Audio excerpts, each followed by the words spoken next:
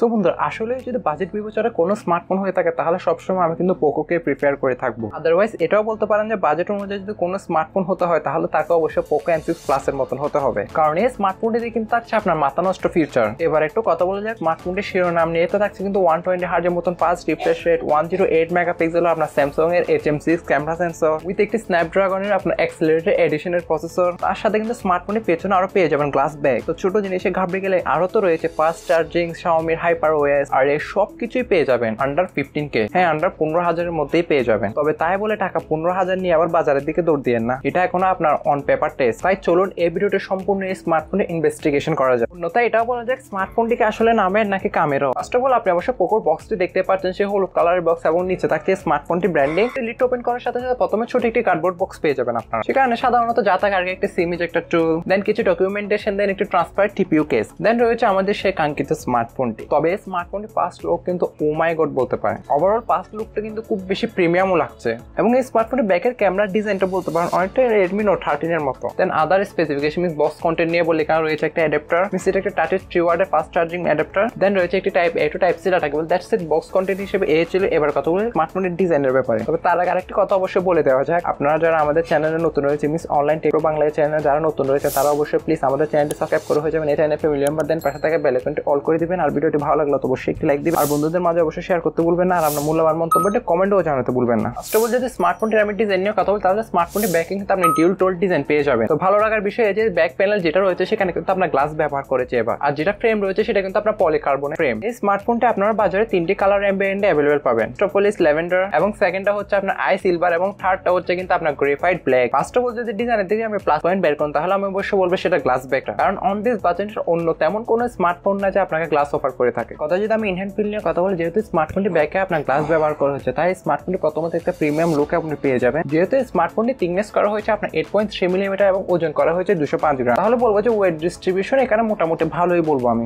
স্মার্টফোনটির ওজন যেহেতু আপনার 200 গ্রামের একটু উপরে, তাই অনেকের এটা একটু হেভি লাগতে পারে, বাট এটার ওয়েট ডিস্ট্রিবিউশনটা কিন্তু খুব ভালোভাবে করা হয়েছে। আর এই স্মার্টফোনটি ফাউন্ড আসলে কিন্তু অনেক বড় একটি ডিসপ্লে পেয়ে যাবেন। আর এই স্মার্টফোনটি ফাউন্ড আসলে কিন্তু আপনারা পেয়ে যাবেন 6.79 ইঞ্চি মাপের ফুল এইচডি প্লাস একটি এলসিডি প্যানেল এবং এতে কিন্তু আরো পেয়ে যাবেন 120 হার্জের মতো ফাস্ট রিফ্রেশ রেটের সাপোর্ট। তবে একটা জিনিস ভালো লাগে না, যেখানে কিন্তু অ্যামোলেড দিলে কিন্তু সেটা আরো বেশি বেটার হতো আমার মতে। তবে এই ডিসপ্লেটিকে প্রোটেকশন করার জন্য থাকছে আপনার কর্নিং গোরিলা গ্লাস প্রোটেকশন। তবে একটা জিনিস ভালো লেগেছে যেটা কিন্তু 5 হোল ডিসপ্লে। তবে ইন দা আদার হ্যান্ড আমি যদি ডিসপ্লে কালার কোয়ালিটি নিয়ে বলি তাহলে বাজেট রেঞ্জে কিন্তু মোটামুটি এভারেজই বলবো। এখানে আমার সবথেকে বেশি নেগেটিভ সবথেকে বেশি বলবো না, জাস্ট নেগেটিভ একটা প্লাস পয়েন্ট যেখানে একটা এলসিডি প্যানেল ইউজ করেছে, দ্যাটস ইট। হ্যাঁ, তবে স্মার্টফোনটি চিন এবং বেজেল নিয়ে কথা বলবে, এই স্মার্টফোনটির সাইডের যে পিন বা বেজেল বলুন বা উপরের যে বেজেল গুলো রয়েছে এগুলোর তুলনায় কিন্তু আমার নিচের বেজেলটা হালকা মোটা লেগেছে, দ্যাটস ইট। আরেকটি নেগেটিভ দিক আমার যেটা লেগেছে এখানে জাস্ট আপনি 550 নিটসে আপনি পিক ব্রাইটনেস পেয়ে যাবেন। মিস বলতে পারেন যে আপনি কিন্তু ইনডোরে ভালোভাবে ইউজ করতে পারবেন। যেগুলো যদি পোর্টস এন্ড বাটন নিয়ে কথা বলি, স্মার্টফোনটি রাইট হ্যান্ড সাইডে থাকছে কিন্তু এর volume rocker, then power off on button এবং এতে কিন্তু পাওয়ার অফ অন বাটনে স্মার্টফোনের সাইড ফিঙ্গারপ্রিন্ট সেন্সরটাও পেয়ে যাবেন। আর বটমের দিকে আসলে আপনারা দেখতে পারবেন type C slot, primary microphone, then primary speaker. আর স্মার্টফোনের টপের দিকে আসলে অবশ্যই আপনারা সেকেন্ডারি নয়েজ ক্যালকুলেশন মিক পাবেন, দেন 3.5mm হেডফোন জ্যাকও পেয়ে যাবেন। আর লেফট হ্যান্ড সাইডে পেয়ে যাবেন আমরা অবশ্যই সিম ট্রেটি। ইভেন এটা একটা হাইব্রিড সিম স্লট যেখানে দুইটি সিম অথবা একটি মেমোরি কার্ড অথবা একটি সিম ইউজ করতে পারবেন। ক্যামেরা প্রসঙ্গে যদি একটু না আছে যে স্মার্টফোনটি ব্যাকে থাকছে কিন্তু ডিউল ক্যামেরা সেটআপ, যেখানে প্রাইমারিতে রয়েছে আপনার 108 মেগাপিক্সেলের মতন মেইন একটি ওয়াইড সেন্সর, যেটা অবশ্যই একটি স্যামসাং এর সেন্সর। দেন সেকেন্ডারিতে আসলে 2 মেগাপিক্সেল একটি সরকারি লেন্স পেয়ে যাবেন। আর ফ্রন্টে থাকছে কিন্তু 13 মেগাপিক্সেলের একটি সেলফি ক্যামেরা। তবে এই প্রাইস রেঞ্জের মধ্যে কিন্তু আমার সেই জিনিসটা একদমই ভালো লাগে না। অলমোস্ট 16 মেগাপিক্সেলের সেলফি ক্যামেরা তো অত্যন্ত আশা করা যায়। তবে স্মার্টফোনটি ফ্রন্ট ক্যামেরা দ্বারা আর ব্যাক ক্যামেরা দ্বারা কিন্তু আপনি সর্বোচ্চ 1080p 30 fps ভিডিওগুলো ইজিলি শুট করতে পারবেন। যে আদারওয়াইজ আমি যদি স্মার্টফোনটি সেলফি নিয়ে কথা বলি তাহলে সেলফি তোলার সময় অনেক কিছু এখানে ঘাটতি অবশ্যই মিনিমাম দেখা দিবে। ইভেন আমি যদি স্মার্টফোনটি ব্যাক ক্যামেরা কোয়ালিটি নিয়ে বলি সেক্ষেত্রে আমি এটা বলবো এভারেজ একটা রেজাল্ট দিয়ে থাকবে আপনাকে। তবে স্মার্টফোনটির ব্যাকে যেহেতু প্রাইমারি লেন্সটা আপনার স্যামসাং এর লেন্স, আর সেক্ষেত্রে ওভারঅল একটু ভালো আপনি ব্যাক ক্যামেরা ফটো কোয়ালিটিটা পেয়ে যাবেন। আর তো আমি মেইনলি ফোকাস করছি যে স্মার্টফোনটির পারফরমেন্সের কারণে। স্মার্টফোনে কিন্তু চিপসেট হিসেবে তারা ব্যবহার করেছে আপনার Qualcomm Snapdragon 4Gen 2 accelerated addition. এটা 4nm বেসড কিন্তু একটি প্রসেসর, যেটা আমার ভালো লাগলো। এক কথায় বলতে পারেন এটা কিন্তু পাওয়ার এফিশিয়েন্ট। যেহেতু এই স্মার্টফোনটিতে কিন্তু ব্যবহার করা হয়েছে আপনার 5030 mAh এর মতন ম্যাসিভ একটি ব্যাটারি, আর বক্সে কিন্তু প্রোভাইড করেছে 33 ওয়াটের একটি ফাস্ট চার্জার। বলে 1 থেকে 1.5 দিনের মতন ব্যাটারি ব্যাকআপ কিন্তু আপনি ইজিলি পেয়ে যাবেন, ওটাও নরমাল ইউজে। আর এই যে চিপসেটটি রয়েছে সেই চিপটার অন্তত স্কোর অলমোস্ট কিন্তু 4 লাখ প্লাস। এতে কিন্তু পাবজির মতন গেম কিন্তু এইচডি তে রেখে হাই সেটিং এ প্লে করতে পারবেন। মিন্স এক কথা আপনি 40 বা 45 fps এর একটি মিন্স গেম প্লে পেয়ে যাবেন। আর আদারওয়াইজ গেমিং এর সময় কিন্তু মাঝে মধ্যে একটু ল্যাগ দেখা দিবে, তার সাথে কিন্তু ফ্রেম ড্রপস এর কিন্তু দেখাটা দিবে। ওভারঅল সেই ক্ষেত্রে পারফরম্যান্সে কিন্তু আপনি ডিসেন্টই বলবেন। আর স্মার্টফোনে কিন্তু বাজারে দুটো RAM ভেরিয়েন্ট अवेलेबल থাকবে, 6GB RAM 128GB internal storage, 8GB RAM 128GB internal storage. Otherwise আমি যদি কানেক্টিভিটি নিয়ে কথা বলি তাহলে এখানে আপনি পেয়ে পেয়ে যাবেন dual band wifi, Bluetooth 5.0, IP53।